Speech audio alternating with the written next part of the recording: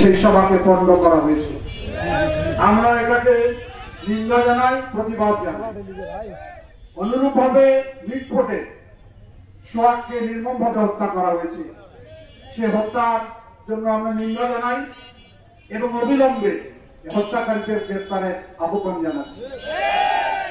BNP সবসময় অন্যায়, জুলুম, অত্যাচার, নির্যাতনের বিরুদ্ধে প্রতিবাদ জানায়,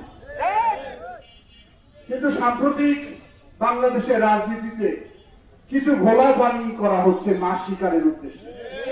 সেটাই আমাদের কনসার্ন, সেটাই আমাদের বিশ্বাস। এখন এই শান্তিপূর্ণ অবস্থাটাকে কারা কি কারণে কি উদ্দেশ্যে এই পথে নিয়ে যাওয়ার চেষ্টা চালাচ্ছে, সব কথা খোলামেলা বলবো না।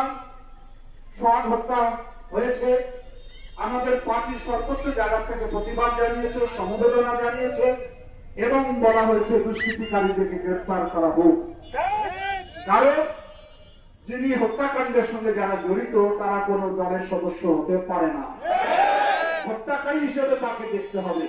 বিএনপির এত ক্লিয়ার মেসেজ থাকার পরেও একটি রাজনৈতিক গোষ্ঠী আমরা দেখলাম বিভিন্ন স্লোগানে বিএনপি এবং আমাদের প্রিয় ভারপ্রাপ্ত চেয়ারম্যানকে দায়ী করে নানান অশ্লীল স্লোগান তুললেন।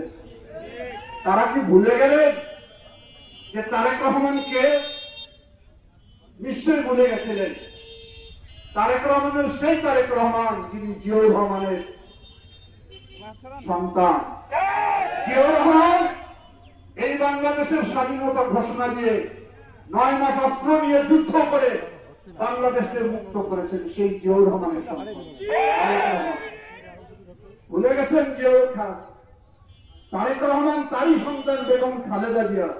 খালেদা জিয়াকে 9 বছর এই রাজপথ প্রকম্পিত করে স্বৈর শাসক এরশাদের পতন ঘটিয়েছিলেন তার সন্তান তারেক রহমান।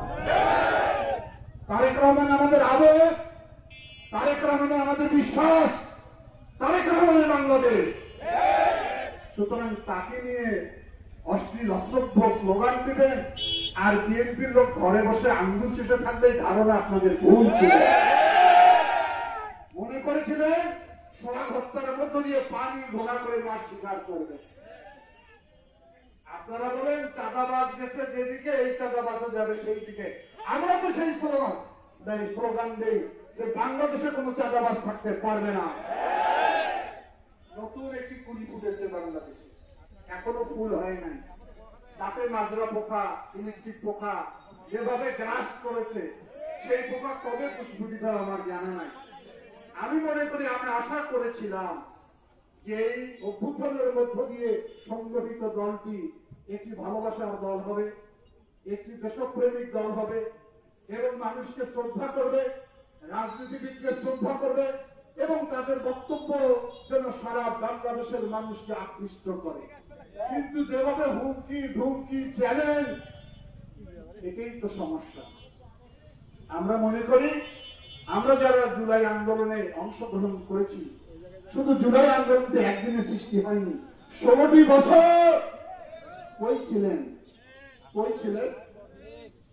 নির্যাতন, জুলুম, খুন, এমন কোন অন্যায় জুলুম ছিল না বিএনপির প্রতি যায়নি।